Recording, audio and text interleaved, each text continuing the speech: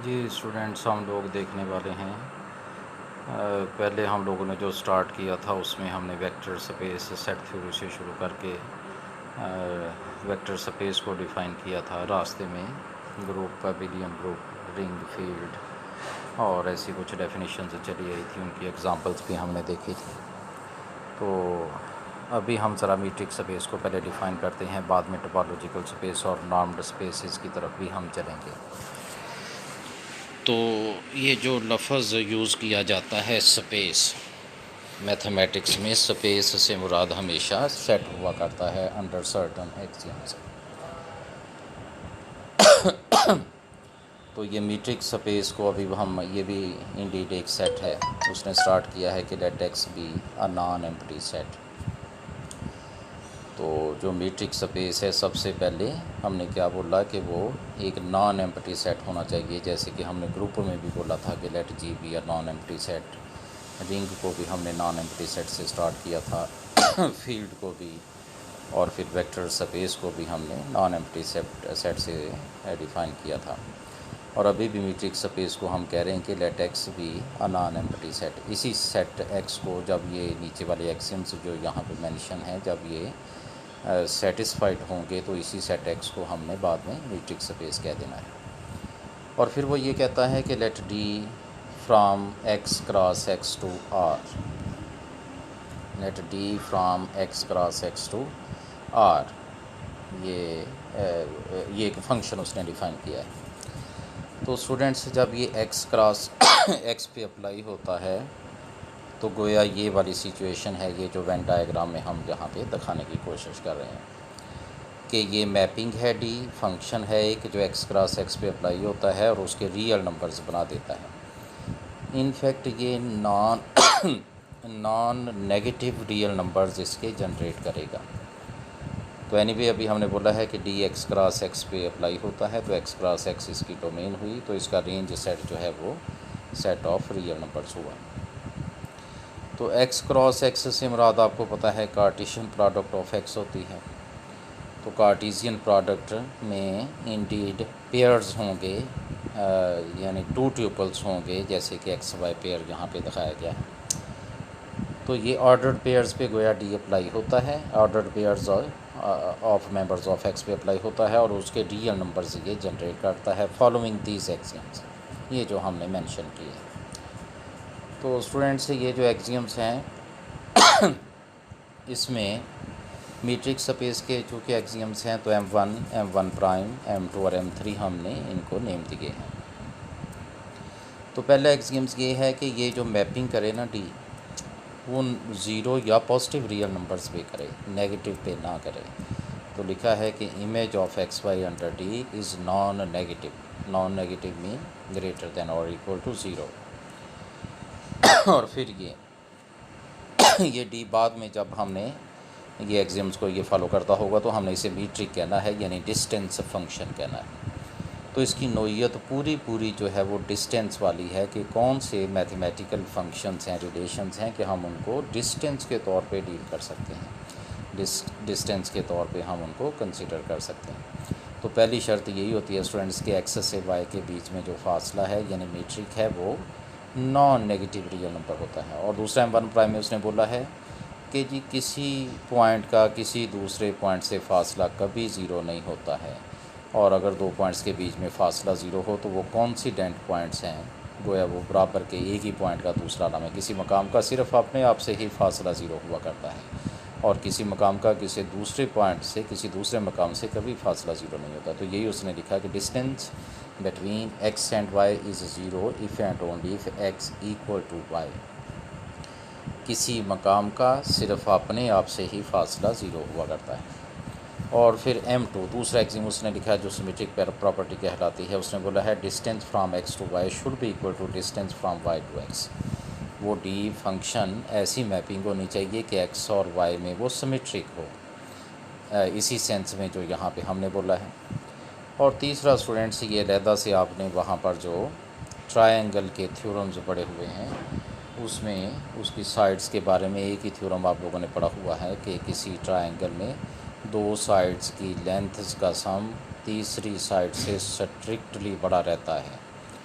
और ये 3 पॉइंट्स जब नॉन कोलिनियर हों तो आपको पता है कि वो जनरेट करते हैं ट्रायंगल, उनसे ट्रायंगल कंपोज की जा सकती है, बनाई जा सकती है, ट्रेस की जा सकती है।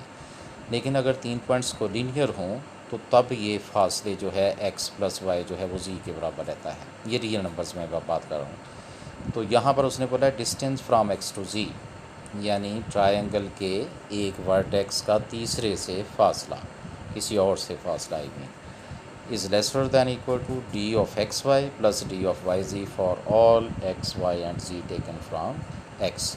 तो ये ट्रायंगल इनइक्वालिटी जो फासलों में हमेशा होल्ड करती है, तो ये d भी चूँकि एक फासला है तो ये ज़रूर होल्ड करनी चाहिए। तो मैं अभी तक रिवाइज़ करता जाऊँ स्टूडेंट्स, ऐसी मैपिंग d, ऐसा फंक्शन d जो पेयर्स पे अप्लाई हो, x के पेयर्स पे अप्लाई हो, यानी x का y से जैसे हम फासला देखना चाहते हैं, तो ऐसा फंक्शन जिसके इमेजेस, जिसके जवाब जो हैं नॉन नेगेटिव बने, x और y में सिमेट्रिक हो और इस तौर पे हो कि सिर्फ किसी मकाम का अपने आप से ही फासला ज़ीरो हो और वो ट्रायंगल इनइक्वालिटी को फॉलो करता हो, यानी फासलों के का जनरल स्केलेटन ट्रायंगल इनइक्वालिटी है। इनफैक्ट M2 भी है, ज़ाहिर है कि हमने बोला है कि x और y में सेंस में सिमेट्रिक होना चाहिए।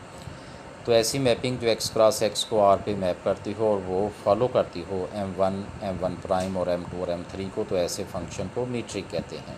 तो किसी सेट पे बहुत सारी मीट्रिक्स डिफ़ाइन की जा सकती हैं, तो उनका वो सभी की सब उनमें से हर कोई जो है वो इन एक्सिम्स को ज़रूर फॉलो करती होगी। तो M1 को आप उसकी नॉन नेगेटिविटी कह सकते हो स्टूडेंट्स। M1 प्राइम भी उसी का पार्ट है कि किसी मकाम का सिर्फ अपने आप से ही फासला ज़ीरो होना चाहिए। और M2 ज़ाहिर सिमेट्रिक प्रॉपर्टी है कि x और y को इंटरचेंज करने से उस मैपिंग में कोई फ़र्क नहीं पड़ना चाहिए, उस फंक्शन में कोई फ़र्क नहीं पड़ना चाहिए।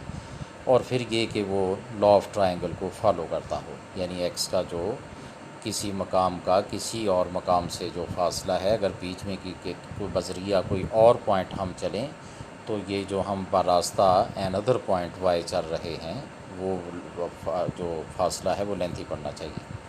ये अगली किसी स्लाइड में इसको अलहदा से भी मैं वो ट्रायंगल में भी ये आपको रियलाइज़ करवाऊंगा, लेकिन अभी फासलों की सेंस हमने यहाँ पे जो लिखी है आपको ये समझनी है। कहता है ऐसा डी जो इन 4 एक्सिम्स को फॉलो करता हो, जिसे M1, M1 प्राइम, M2 और M3 हमने बोला है, ऐसे डी को एक मीट्रिक बोलते हैं किसी सेट एक्स पर, जिस पे ऊपर हमने इसे डिफ़ाइन किया था। और इस सेट एक्स को हम मीट्रिक स्पेस कहते हैं। तो जब हम ये पेयर लिख देते हैं x, d, तो ये पेयर नहीं है, इनफैक्ट लिखने में हमारा अंदाज़ है, लिखा है x with this metric d। तो ये एक्स डी सेट x का ही नाम है, वो जो मीट्रिक इस पे हमने डिफ़ाइन की थी उसको साथ में मेंशन कर दिया गया है। तो ये एनीवे इसकी डेफिनेशन थी। तो मीट्रिक क्या है एक स्टूडेंट्स, एक फंक्शन है जो x क्रॉस x को R पे मैप करता है। उसकी नॉन नेगेटिविटी वाली प्रॉपर्टी M1 और M1 प्राइम से हमने यहाँ डिमॉन्स्ट्रेट की है। वो सिमेट्रिक होता है x y में और लॉ ऑफ ट्रायंगल को फॉलो करता है। तो ऐसा सेट जिस पे मीट्रिक यानी डिस्टेंस फंक्शन को डिफ़ाइन कर दिया गया हो, ऐसे सेट को हम मीट्रिक स्पेस बोलते हैं। तो ये उसकी जो फिगर में डिमॉन्स्ट्रेशन है वो भी आपके सामने है। अब उसने यहाँ पर एक इस पे तबसरा किया है, शॉर्ट क्वेश्चन से समझिए। वो कहता है कि जो हमने M1 प्राइम, M2 और M3 लिखे थे 4 एक्सिम्स, इनमें पहले वाला लिखना ज़रूरी नहीं, और इसलिए ये ज़रूरी नहीं है कि ये वाक्यों से अखज़ हो जाता है। तो ये दैट इज़ करके आपने ये नई जगह पे ये भी लिखा है कि M1 प्राइम, M2 और M3 जो हैं ये M1 को जनरेट कर देते हैं इनफैक्ट। लिहाजा M1 जो है ये डिपेंडेंट है, ये इंडिपेंडेंट प्रॉपर्टी नहीं है। अगर डेफिनेशन में ना भी लिखा जाए तो भी वो काबिल कबूल है, लेकिन हम रवाज ये बना लेते हैं कि हम वहाँ लिखा करेंगे, लेकिन हमें पता है कि ये रिडंडेंट है, तो हम यहाँ शो करने वाले हैं। तो उसने M3 से स्टार्ट किया है।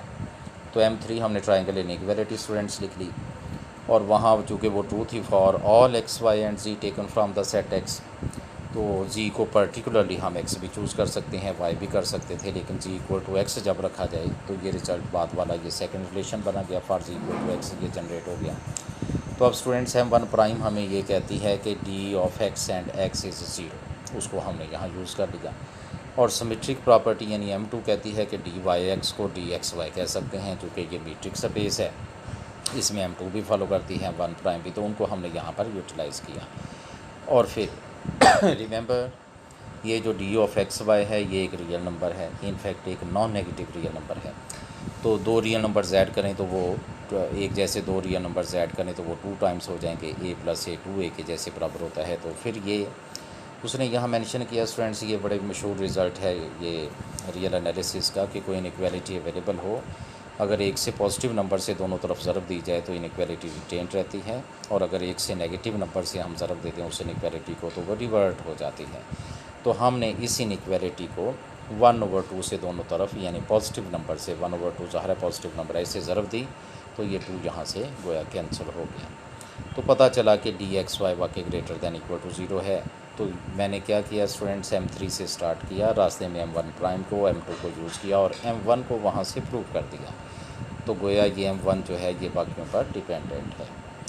तो वो जो ट्रायंगल इनइक्वालिटी है उसको जनरल फॉर्म में भी स्टूडेंट्स आप यहाँ पे समझ सकते हो। ये उसने लिखा है कि ज़रूरी नहीं है कि 3 पॉइंट्स यूँ XYZ, जितने मर्ज़ी भी हो सकते हैं, जैसे कि N भी हो सकते हैं। तो क्या कहा उसने कि x1 का xn से फासला, तो रास्ते में क्या इंट्रोड्यूस करवा दिया हमने, x2 भी, x3 भी और सो ऑन xn-1 तक। और यूँ मैंने उस M3 को यहाँ पर मल्टीपल टाइम्स इनफैक्ट यूज़ किया है और उससे ये रिज़ल्ट बन गया होगा। तो आप लोग ये वहाँ से प्रूव कर सकते हो। M3 को बार बार यूज़ करते चले जाओ, x1 और xn के बीच में सिर्फ पहले x2 को इंट्रोड्यूस करवाओ, ट्रायंगल इनइक्वालिटी उस पर लगा दो। फिर क्या करो कि वो जो x2 और xn है उनके बीच में एक और इंट्रोड्यूस पॉइंट कर दो, x3 को इंट्रोड्यूस करवा दो, फिर ट्रायंगल इनइक्वालिटी को यूज़ करो एंड सो ऑन। तो ये रिज़ल्ट प्रूव हो जाएगा जो आपके सामने लिखा हुआ है।